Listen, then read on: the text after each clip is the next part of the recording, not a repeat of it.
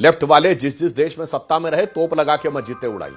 न मुसलमान दाढ़ी रख सकता है, न पब्लिकली टोपी रख सकता, न पब्लिकली नमाज पढ़ सकता है, मस्जिदों के ऊपर गुंबद नहीं हो सकते। और देखिए यहाँ कैसे 6-6 गज की जबान निकाल के आके बोलने लगते हैं। आपकी तबीयत तो सबसे ज्यादा खराब हो रही होगी। मैं बाबरनामा आपके सामने कोट कर रही हूँ जिसमें साफ साफ लिखा हुआ है, he transformed a Hindi temple into a mosque in Sambhal. Kashi Vishwanath पर खूब पीठ थपथपाई है, आपने खुद ही लिखा है कि हाँ हमने मंदिर तोड़ा। जो हमने बताया वही सच है, जो हमने लिखवाया वही सच है, जो हमने पढ़ाया वही सही है। यहाँ एजेंडा ऑफ हेटरेट चल रहा है। कौन है ये लोग? जो आप लोगों ने इतिहास लिखा, जिस प्रकार के झूठे इतिहास लिखे, अरे सब आज की हकीकत छोड़िए। मैंने कहा एक हिंदू राजा बताइए जिसने मस्जिदें तोड़ी हो, मगर कितने ही मुस्लिम राजाओं के ऑफिशियल रिकॉर्ड है। और आज बामियान बुद्धा 2001 में तोड़ा गया था अफगानिस्तान में। शारदा देवी का मंदिर पीओके में आज टूटा हुआ दिखाई पड़ता है। आज तमिलनाडु के कोलत्तूर गांव में, पेरम्बूर जिले में 70% मुस्लिम हो गए तो कहते हैं अब मंदिर में घंटा बजना बंद हो जाना चाहिए। तमिलनाडु की सरकार आगे आके झुक जाती है।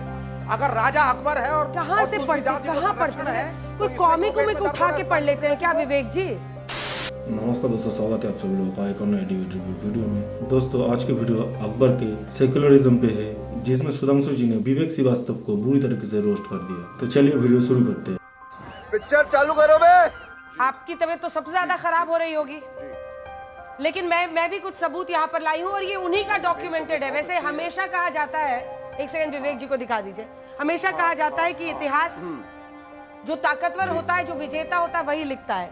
मैं बाबरनामा आपके सामने कोट कर रही हूँ जिसमें साफ साफ लिखा हुआ है, he transformed a Hindi temple into a mosque in संभल।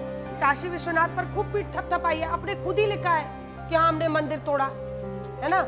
हिंदू मंदिर और मूर्तियां तोड़ तोड़ कर लाए थे, तो जो वहां जाम मस्जिद थी उसकी सीढ़ियों पर उन पत्थरों को लगाने का आदेश दे दिया औरंगजेब ने कि सीढ़ियों पर लगाओ ताकि हम लोग उस पर पैर चढ़ चढ़ के आकर मस्जिद को जाएं। ये सबको बंद कर दे, कालीन के अंदर घुसा दे, ये सच्चाई ना बताएं, वही बताएं जो वाम विचारधारा ने थोपा देश पर मुगलों को लेकर। जो हमने बताया वही सच है, जो हमने लिखवाया वही सच है, जो हमने पढ़ाया वही सही है। यहाँ एजेंडा ऑफ हेटरेट चल रहा है। कौन है ये लोग? इनसे पूछिए, यहाँ बैठे हैं, कि हल्दी घाटी के युद्ध में अकबर की तरफ से लड़ने गया कौन था? अकबर गया था कि राजा मान सिंह गए थे? पूरा का पूरा 99% राजपूताना किसके साथ था? अकबर के साथ था। हम नहीं कह रहे कि महाराणा प्रताप को आप क्रिटिसाइज करें, वो एक महान राजा अपनी जगह पे थे, लेकिन आपको ये मानना पड़ेगा कि राजपूताना तो मुगलों के साथ था, अकबर के साथ था, रिश्तेदारियां भी थी। आपको ये मानना पड़ेगा कि दीन इलाही बनाया गया इसलिए कि हिंदुइज्म, जैनिज्म, बुद्धिज्म, इस्लाम के अच्छे पॉइंट लिखे जाए।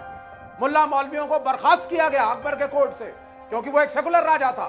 ये आपको मानना पड़ेगा। चुप कर बे कुत्ते। सेकुलर विचारधारा कहती है कि 30,000 आम लोगों का नरसंहार कर दो और फिर विक्ट्री संदेश दो कि काफिरों को हमने मार दिया। और देखिए उस किताब में लिखा है कि पॉलिटिकल स्ट्रैटेजी के तहत उन्होंने आसपास के राजपूताना जो रियासतें थी उसमें वहां पर शादियां भी की और उसको कंसोलिडेट किया। तो उसका जो एक अकबर का शुरू का फेज था और बाद का फेज था, जजिया भी उसने खत्म किया। ये सब लिखा है। अब बोल नहीं, गलत लिखा है। सच्चाई मैं बता देता हूं आपको। शेर शाह सूरी ने जब दिल्ली की सल्तनत से हुमायूं को बर्खास्त किया और कब्जा किया दिल्ली पे, तो हुमायूं अपने मित्र अमरकोट की रियासत जो आज पाकिस्तान में है, जिसमें सोडा डायनेस्टी है राजपूतों की, वहां जाके शरण ली और सोडा महाराज ने लिख दिया शेर शाह सूरी को यहाँ आना मत, हुमायूं मेरा दोस्त है। और जब शेर शाह सूरी नहीं रहे तो राजपूतों की फौज ने ले जाकर के हुमायूं को वापस दिल्ली की सल्तनत में बिठवाया। असलियत में राजपूत ही रूल कर रहे थे और मुगल सिर्फ एक चेहरा थे। अकबर की हिम्मत नहीं थी कभी कि वो महान राजपूत राजाओं के सामने जाए, और राजपूत उसके साथ थे। महाराणा प्रताप से नहीं बनी, युद्ध हुआ, दोनों महान राजा थे, इसमें कोई दो गुरेज नहीं है। जब उसी कार्यकाल में गोस्वामी तुलसीदास ने रचना करी रामचरितमानस की, तो आपको क्या लगता है रोका गया? किसने रोका गोस्वामी तुलसीदास को? ब्राह्मणों ने, क्योंकि उन्होंने कहा कि जिस भाषा में तुम रचना कर रहे हो हमको एक्सेप्टेबल नहीं है। राजा अच्छा होता है, राजा बुरा होता है, वो राजा होता है। अरे बेटे, तुझे थकान नहीं लग रही क्या? उसको धर्म से जोड़ करके कहना कि everything about Islam and Muslim rulers is bad, यह सैफ्रनाइजेशन, संघीकरण है इतिहास का, और इसकी मुखालिफत होनी चाहिए। यह गलत है। हम सत्ता में आएंगे तो सबको बदला जाएगा और जो सही इतिहास है वही पढ़ाया जाएगा और वही पढ़ाया जाना चाहिए। इस मुल्क में आप करना क्या चाहते हैं कि लड़ाई लड़े लोग, सड़कों पे उतर जाएं दूसरे के खिलाफ? उनका कहना है आप लोग जहर फैलाने के लिए कर रहे हैं, जो राजपूत थे वो तो अकबर के साथ थे, उनके लिए लड़ते थे। ये विवेक श्रीवास्तव जी है और थोड़ा सा नशा करके आता है स्टूडियो में, क्योंकि आप इसका जो बोलने का अंदाज है वो देख के समझ जाओगे। मतलब इसका कहना है कि हम जो बताएंगे वही सही है, चुपचाप तुम लोग वही सुनो, दूसरे की बात मत सुनो। विवेक जी का पॉइंट नहीं, वो लेफ्ट वालों की तो अजब गति है। लेफ्ट वाले जिस देश में सत्ता में रहे तोप लगा के मस्जिदें उड़ाई, चाइना से लेके चेकोस्लोवाकिया से लेके रूस से लेके उज्बेकिस्तान। आज भी चाइना में न मुसलमान दाढ़ी रख सकता है, न पब्लिकली टोपी रख सकता, न पब्लिकली नमाज पढ़ सकता है, मस्जिदों के ऊपर गुंबद नहीं हो सकते। और देखिए यहां कैसे 6 गज की जबान निकाल के आके बोलने लगते हैं। वो एक राजनीतिक पक्ष है। पर मैं एक फैक्चुअल बात भी करना चाहता हूं। ये इन्होंने कहा दीन इलाही, अरे दीन इलाही को तो इस्लाम ने खारिज कर दिया था, मौलवियों का फतवा था। आज कहां है दीन इलाही? और किस मौलवी को बर्खास्त किया था? आके हवा में बोलने लगते हैं। मैं आपके दर्शकों के सामने एक फैक्ट रखता हूं। हल्दी घाटी के युद्ध की मैं बात कहता हूं। महाराणा प्रताप और अकबर की सेनाओं के बीच में हुआ, जिसको कि मान सिंह लीड कर रहे थे। अब मैं एक बात कहना चाहता हूं। हम सब ने पढ़ा कि महाराणा प्रताप लड़ाई हार गए, पर क्या यह सच है? कोई राजा लड़ाई हारा, इसके 4 डिफाइंड पैरामीटर है। नंबर 1 वो मार दिया गया हो, नंबर 2 वो बंदी बना लिया गया हो, नंबर 3 उसने टैक्स देना शुरू कर दिया हो, नंबर 4 उसने दरबार में जाके हाजिरी लगा दी। महाराणा प्रताप ने इन चारों में से कुछ भी किया नहीं किया, तो किसने कहा कि हार गए? ये इसके लिए मुझे अपने घर जाना है। नायपॉल ने कहा, जैसे इनके दिमाग से निकला, उन्होंने कहा दुनिया में कहीं भी लड़ाई होती है दो राजा लड़ते हैं, देश एक कोई महान मानता है। पर भारत अजीब है, यहाँ की टेक्स्ट बुक में अकबर महान है और जनता के बीच में महाराणा प्रताप महान है। और मैं ये भी कहना चाहता हूँ मेरे भाई, जब आप रामचरितमानस पर भी पूछ रहे हैं सुधांशु जी, कहना चाहता हूँ आलोक शर्मा जी बोले, वो कह रहे तुलसीदास जी ने रामचरितमानस कैसे लिखी? अरे इतने सारे प्रश्न है आपका। हाँ सुनिए, सुनिए सारी बातें बता रहा हूं। तुलसीदास ने रामचरितमानस जो लिखी, वो तो उसका अकबर से क्या लेना देना है मेरे भाई? आप कहां से बीच में आ गए? अब मैं दूसरी बात एक फैक्ट कहना चाहता हूं, सुनिए। 1991 में और मैं दर्शकों से मैं कहना चाहता हूं, जाके इस बात को चेक कर, क्या तरीका है बीच में डिस्टर्ब करने का? 75 क्वेश्चन है और 20 मिनट का प्रोग्राम है, 30-35 मिनट का। और ये एक चीज का फैक्ट नहीं कोट कर रहा हूं, फैक्ट कोट कर रहा हूं। 1991 में 65 वर्षीय एक्ट आया। अभी आलोक शर्मा जी बोल रहे थे, दर्शकों से कहता हूं जाके चेक करिए।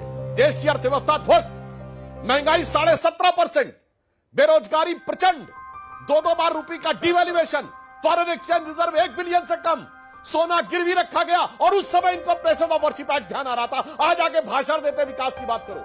मैं कहना चाहता हूं, उस सबसे बुरे दौर में, आजादी के बाद की अर्थव्यवस्था में, इनको सांप्रदायिक राजनीति सूझ रही थी। मगर चिंता मत करिए, भगवान की लीला देखिए। जब बाबरी मस्जिद थी तो foreign exchange reserve less than 1 billion था।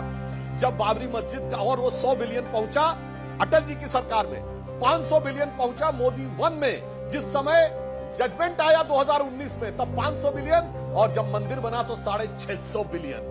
जहां पर कृपा राम की होई, ता पर कृपा करे सब कोई। और मैं लास्ट में कहना चाहता हूं, जो आप लोगों ने इतिहास लिखा, जिस प्रकार के झूठे इतिहास लिखे, अरे सब आज की हकीकत छोड़िए। मैंने कहा एक हिंदू राजा बताइए जिसने मस्जिदें तोड़ी हो, मगर कितने ही मुस्लिम राजाओं के ऑफिशियल रिकॉर्ड है। और आज बामियान बुद्धा 2001 में तोड़ा गया था अफगानिस्तान में। शारदा देवी का मंदिर पीओके में आज टूटा हुआ दिखाई पड़ता है। आज तमिलनाडु के कोलत्तूर गांव में, पेरम्बूर जिले में 70% मुस्लिम हो गए तो कहते हैं अब मंदिर में घंटा बजना बंद हो जाना चाहिए। तमिलनाडु की सरकार आगे आके झुक जाती है। इसलिए अगर आप आ जाने की बात कहते हैं तो मैं इसलिए, बुद्ध विहार किसने तोड़े? बाबा साहब अंबेडकर ने लिखा है, writings and speeches of Baba साहब Ambedkar, published by Maharashtra government in 87, republished by central government 2014, volume 17, chapter number 9। पूरा एक शीर्षक है।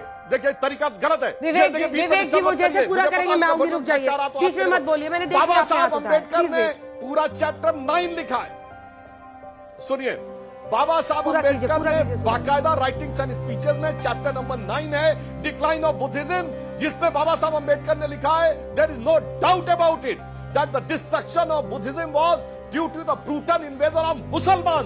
मैं page number 1 chapter number 9, Baba साहब Ambedkar writings and speeches, volume 17। Vivek Srivastava ji आए बाएं साएं मत बोलिए, बाबा साहब अंबेडकर को मैंने कोट किया है। हवा में मत बोलिए। इसीलिए मैं कहना चाहता हूं, आप लोगों ने जो इतिहास लिखा, आज देश की धरती से वो शक्ति उठी है जिसने उस इतिहास को हैसियत पे पहुंचा दिया, जिसे मैं एक पंक्ति में कहूंगा, हटा दो ये इतिहास झूठे तुम्हारे।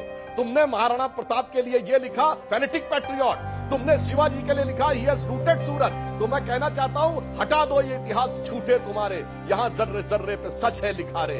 जो कोई किताबें न बानी कहेगी तो ये माटी सभी की कहानी कहेगी। और उस माटी से उठकर वो शक्ति आई है जिसने गुलामी की मानसिकता को अब हटाना शुरू किया।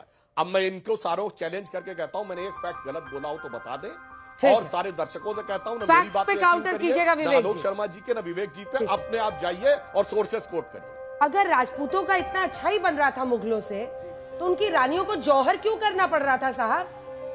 और इस बात पे विवेक श्रीवास्तव का पॉइंट खत्म हो जाता। इसके ऊपर ये लोग कभी नहीं बोलेंगे, और ये सारी चीज़ें किसी टेक्स्ट बुक में शायद नहीं पढ़ा होगा। ये साला जाहिल लोग पॉलिटिक्स कर करके पूरा इंडिया को खोखला कर चुका है। मतलब ये नहीं, मैं बीजेपी के बारे में बुरा नहीं बोलता, जो सही है मैं उसको खुला सही बोलता हूँ, ठीक है। बीजेपी के बारे में कुछ गलत चीज ऐसे होता है तो मैं बोलूंगा, सिंपल सी बात है, जो गलत है उसको गलत कहना चाहिए। दूसरा, महाराणा प्रताप को जंगल में क्यों रहना पड़ रहा था? आज दोनों बातें हमारे दर्शकों को बताएंगे विवेक श्रीवास्तव। मैं नहीं बताऊंगा। वाम नेता, 2 प्रश्न मैंने पूछे हैं, जवाब दीजिएगा, भागिएगा मत। बड़ा कंफ्यूजन है। सुधांशु त्रिवेदी कह रहे हैं, हाँ बिल्कुल मैं नहीं भागता कि सुधांशु त्रिवेदी कह रहे हैं महाराणा प्रताप हारे ही नहीं, ये तो ऐसे ही लिख दिया गया। आप कह रही हैं उनको जंगल में क्यों रहना पड़ा? अरे भाई, महाराणा प्रताप एक महान राजा थे, उनकी महानता इसलिए थी कि वो एक महान योद्धा थे। हार या जीत से योद्धा नहीं होता, योद्धा लड़ने से होता है। और इसमें कोई गुरेज नहीं है कि राजा मानसिंह जीते थे। कंबाइंड राजपूत फोर्सेस जीती थी हल्दी घाटी में। नंबर 2, 84,000 बुद्ध स्तूपों को तोड़ा गया इस मुल्क में। अरे महाराणा प्रताप कौन थे? एक सेकंड, ट्विस्ट मत कीजिए विवेक जी, आप ट्विस्ट करने में बहुत महारत, आपको पीएचडी है। विवेक जी एक सेकंड सर, एक सेकंड। अगर दोस्ताना ही था, अगर सब कुछ इतना अच्छा ही था, तो महाराणा प्रताप लड़ रहे थे ना। वो अगर उनको अपनी आर्मी को फिर से रीस्ट्रेटेजाइज करना था, वो जंगल में थे ना छिपे, क्यों करना पड़ रहा था? अगर दोस्ताना ही था तो महिलाओं को जौहर क्यों करना पड़ रहा था? जवाब दीजिए, इसको घुमाइए फिराइए मत। महाराणा प्रताप एक तरफ थे, पूरा राजपूताना एक तरफ था। महाराणा प्रताप अकबर के खिलाफ थे, पूरा राजपूताना अकबर के साथ था। अकेले लड़ रहे थे। और महाराणा प्रताप का भाई, उसने चित्तौड़ संभाला, वो भी अकबर के साथ था। यह इतिहास है। दूसरी बात, मैंने पुष्यमित्र शुंग और बुद्ध स्तूप का एग्जांपल दिया। अगर राजा अकबर है और कहां से पढ़ते हैं? कोई कॉमिक उठा के पढ़ लेते हैं क्या विवेक जी? कुछ भी बोलते हैं, वो अकेला लड़का। सोर्स कोड कीजिए ना, कोट योर सोर्स कोट करिए। नहीं सोर्स क्या हमारा? अरे भाई ये आप जाइए, महाराजा मान सिंह के नेतृत्व में राजपूताना एक था। क्या आप मुझे बताएंगे कौन कौन सी रियासतें राणा प्रताप के साथ थी? आप सोर्स बताइए। अब आप बताइए मुझे सोर्स कि महाराणा प्रताप के साथ कौन कौन था। मैं तो बता देता हूं कि जो रियल ब्रदर थे महाराणा प्रताप के, वो भी साथ में थे राजा मान सिंह के। सारे कदम्स भी उनके साथ थे।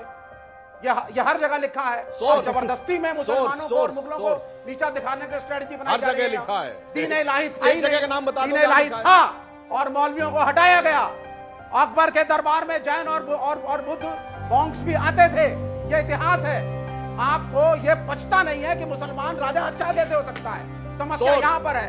आपको दिखाना है कि और आपको ये नहीं पछता है, और आपको एक सेकेंड, आपको विवेक जी, आपको ये नहीं पछता है कि एक महाराणा प्रताप ही काफी थे। एक महाराणा प्रताप ही काफी थे, ये आपको नहीं पछता है। और उनके साथ अनेकों लोग थे, उनकी सेना थी जो लड़ती थी। जौहर पर मुंह क्यों आपका सिल गया? जौहर पर बोलिए, अगर इतना ही दोस्ताना था, अच्छे रिश्ते थे, जौहर क्यों करना पड़ रहा था? नहीं, आप बता। नहीं, अब आप जो है सिलेक्टिव हो रहे हैं। जब वही अंबेडकर, जिसका एग्जांपल सुधांशु त्रिवेदी दे रहे हैं, कह रहे थे हिंदू धर्म में हमारी जगह नहीं और बुद्ध धर्म अपनाए सारे दलित। और जिस इस्लाम ने बुद्धिज्म को खत्म किया, जिसकी बात सुधांशु त्रिवेदी कर रहे हैं, चैप्टर छोड़ के भाग गए विवेक। अफगानिस्तान चैप्टर छोड़ के भाग कामयाब था, वो तोड़ा गया। मैं कोई नहीं भागा मैडम, ये बोल नहीं पाए। जौहर पे बोलिए ना, जौहर पे विवेक जी, एक बार जौहर पे एक बात बोल दीजिए, फिर मैं आगे बढ़ जाऊंगा। आप बोलिए अम्बेडकर के पहले। नहीं, जौहर पे क्या बोलूं मैं, क्या बोलूं? आप दीजिए स्टैटिस्टिक्स मुझको कि अकबर के कार्यकाल में कितना जौहर हुआ। दीजिए स्टैटिस्टिक्स। नहीं हुआ। स्लेव डायनेस्टी को लेकर के मुगलों से कंपेयर कर रही हैं, फिर आप नीचे जा रहे हैं। अरे किस किस राजा में हुआ उसका नाम देगा मुझे कोई यहां पर? किस किस राजा में हुआ? क्या वो मुगल सल्तनत थी? क्या किसी ने जौहर कराया तो सारे मुगलों को बर्बाद कर दोगे आप लोग और बदनाम? Mughals are a part of this country and Babur के बाद सबने हिंदू रानियों से शादी की है। जो बाकी के मुगल सम्राट थे वो हमारा खून है, उनमें हिंदुओं का खून है, आर्यों का खून है, राजपूतानों का खून है। क्या बातें हो रही हैं इस मुल्क के अंदर? हम सब एक हैं और सिर्फ इसलिए कि उनका मजहब इस्लाम था। ये रीराइटिंग ऑफ हिस्ट्री हो रहा है, रीराइटिंग ऑफ हिस्ट्री हो रहा है। हटाया जाएगा इस हिस्ट्री को। ये काल्पनिक इतिहास जो भारत को तोड़ने की एक षड्यंत्र है संघ का। ये संघीकरण of history has to stop, it has to और स्टॉप। आपको लगता है ये सब बोलने से आप लोग सत्ता में आ जाएंगे, इसीलिए आप भी बोल रहे हैं विवेक जी, इसीलिए लग रहा है कि आप भी अब सोच रहे हैं कि ये सब बोल के आप लोग कह रहे थे ना कि सत्ता में आएंगे। इसका एक छोटा सा सुधांशु जी जवाब दीजिएगा, मुझे आलोक जी के पास जाना है। वो क्यों नहीं? अरे रुकिए ना, आप ही देखिए, की बात का आए जवाब बाएं दो। साएं बोलना, एक सोर्स ना देखिए, कोट करना, आए बाएं साएं बोलना लेफ्ट वालों की हालत होती है।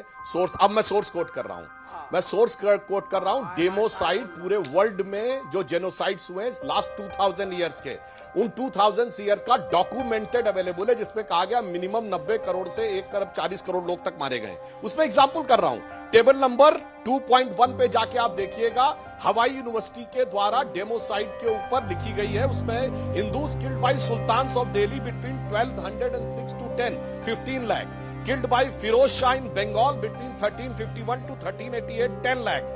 And other datas are in page number 2, table number 2.1b, और वो टोटल ये कहता है कि 12th सेंचुरी से सोर्स कोट कर रहा हूं, हाई नहीं बोल रहा हूं। पूरी दुनिया में जेनोसाइड की सबसे ऑथेंटिक हिस्ट्री है। इधर उधर की बात मत करो विवेक श्रीवास्तव, दाएं बाएं मत करो। आप लोग एक सोर्स नहीं कोट कर पाते हो, सारी बातें झूठ बोलते हो। बाबा साहब अंबेडकर के बारे में झूठ। और लास्ट में मैं कहना चाहता हूं, जो विवेक श्रीवास्तव ने बोला, एक बात तो बिल्कुल ठीक है। देखिए, लगातार बीच में बोल रहे हैं, आवाज नीचे कर दीजिए, आवाज नीचे कर चूंकि इनको पता है कि अब ये फैक्ट। अब मैं दूसरी बात कहना चाहता हूं, फैक्ट लेके आइए ना विवेक जी, अब मैं बताना चाहता कर हूं, दूंगी।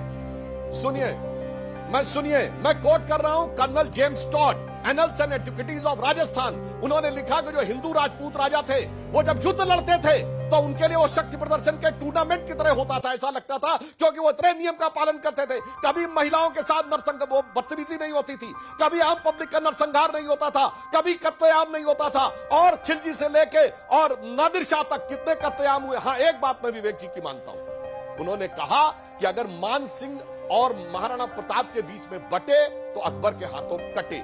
जब मिर्जा राजा जयसिंह और छत्रपति शिवाजी महाराज के बीच में बटे तो औरंगजेब के हाथों कटे।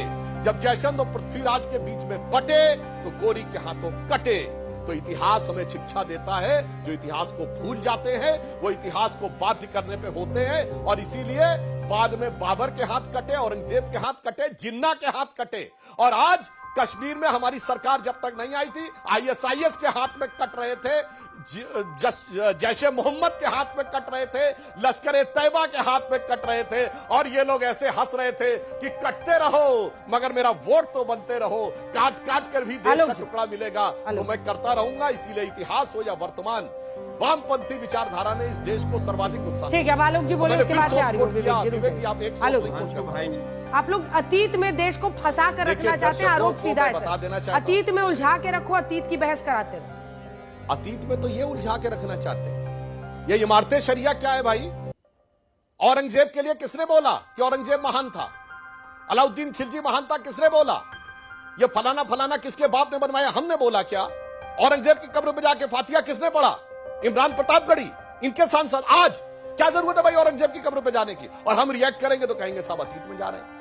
मगर मैं दर्शकों से कहता हूं, पूरी डिबेट देखिए और फिर तय करिए कि आए बाएं साएं हमने बोला है या आलोक शर्मा जी ने और विवेक श्रीवास्तव जी ने बोला है। परंतु इतना मैं बहुत स्पष्ट कर देना चाहता हूं, भारत का इतिहास विश्व के सबसे दुर्दांत, दमनकारी और रक्त रंजित इतिहास में से एक है।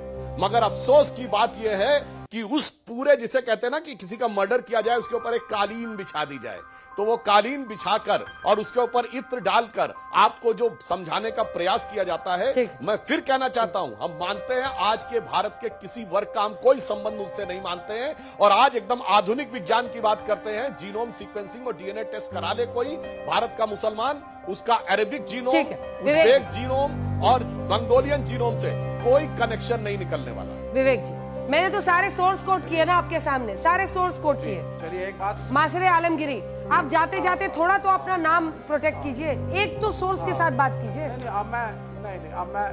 नहीं, मेरा नाम बिल्कुल प्रोटेक्टेड है। जिसने सुना है सबको मालूम है, सबने Source, पढ़ा है। हवाई source। यूनिवर्सिटी 15 लाख मार दिए गए, सर्वे करने गए थे हवाई यूनिवर्सिटी वाले।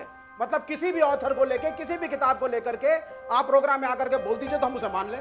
Why should I believe in some report from the Hawaii University because Sudhanshu is quoting? ये क्या ridiculous बातें हैं? क्या मालूम नहीं है सबको राजपूतों का क्या हाल था, क्या रिश्ते थे मुगलों के साथ? नहीं मालूम है ये? Please coat. ए भाई, रघुनाथ ठाकुर देखने गई थी। Please coat. ए भाई, यही समझना अकबर बहुत चाहते बढ़िया हो काम विवेक कर रहा जी, था कि कि आप सूरज खान ये मुगलों सब- को बचाने के लिए, बोला विवेक जी, कि आप मुगलों को बचाने के लिए, मतलब राजपूतों को लेकर कुछ भी बोलने में आपको जरा सा भी परेशानी नहीं होती है। की बात कर रहा हूँ। अरे मैं हिंदुस्तान को बचाने की बात सब कर रहा ज्ञान हूँ, कहीं और जिसका दीजिएगा, मुगल हिंदुस्तान को इतिहास आप लोग है। कितना बचाने के लिए बात हमारी कर रहे हैं। विरासत है। ये ज्ञान कहीं और दीजिएगा, मुगल सबको हमारी पता विरासत है, है। ये हमें मानना पड़ेगा। इतिहास के नहीं पन्नों भाई। में सिर्फ सुधांशु जी उनके छोटा सा जवाब। धर्म की वजह से उनको टारगेट करना गलत है। धर्म की वजह से टारगेट कर रहे हैं, ठीक है, इस लाइन पर जवाब दीजिए आप। धर्म की वजह से सुधांशु जी आप लोग टारगेट कर रहे हैं, एक सोर्स नहीं कोट करते हैं आप। कोई धर्म की वजह से नहीं। मैं बताना चाहता हूं, मुगलों का, मैं फिर अब मैं फैक्ट के साथ बोल रहा हूं। मुगलों का इतिहास शुरू होता 1527 में, जब खानवा की लड़ाई जीतने के बाद बाबर आया, फिर भी तो हुमायूं को भागना पड़ा। 1557 औरंगजेब, बाबर और ये जो है अकबर, और 1707 में औरंगजेब मर गया। केवल 150 साल मुगलों ने राज किया है, और मगर चोल राजाओं ने 1000 साल राज किया। उसका कितना इतिहास हमें पढ़ाया गया बताइए। मराठा एम्पायर एक दौर में जो था वो कर्नाटक से लेके और लाहौर तक था, कितना पढ़ाया गया ये बताइए। ललितादित्य मुक्तापीड ने पूरा सेंट्रल एशिया से लेके कैस्पियन सी तक जीता, कश्मीर का राजा था, कितना हमें इतिहास में पढ़ाया गया। बप्पा रावल ने कितना दूर दूर तक मारकर अरबों को मारा, वो हमें कितना पढ़ाया गया। मैं एक फैक्ट बोलना चाहता हूं, फिर दर्शक अपने आप तय करें। 712 में मोहम्मद बिन कासिम आया सिंध में, 1025 में सोमनाथ का विध्वंस किया गजनी ने। यह 300 साल का इतिहास कहां है? 1025 गुजरात से लेकर 1192 में गोरी जो इनको पृथ्वीराज चौहान को हरा, 250 साल का संघर्ष का इतिहास कहां है? 1192 के बाद 1527 में जाकर अयोध्या में राम मंदिर तोड़ पाया बाबर। यह 300 साल के संघर्ष का इतिहास कहां है? संघर्ष का इतिहास छुपाओ और भारत के अंदर पराजय का इतिहास पढ़ाओ, और वही मानसिकता आज है।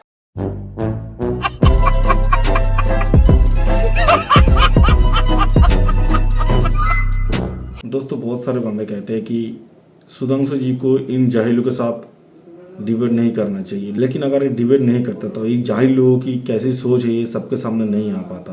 तो इसीलिए कहीं ना कहीं ये डिबेट जो रहता है वो सही रहता है। तो चलिए दोस्तों, वीडियो आज यही तक थी, और वीडियो कैसे लगे कमेंट में जरूर बताना, और ऐसे मज़ेदार वीडियो देखने के लिए चैनल को सब्सक्राइब कर लेना।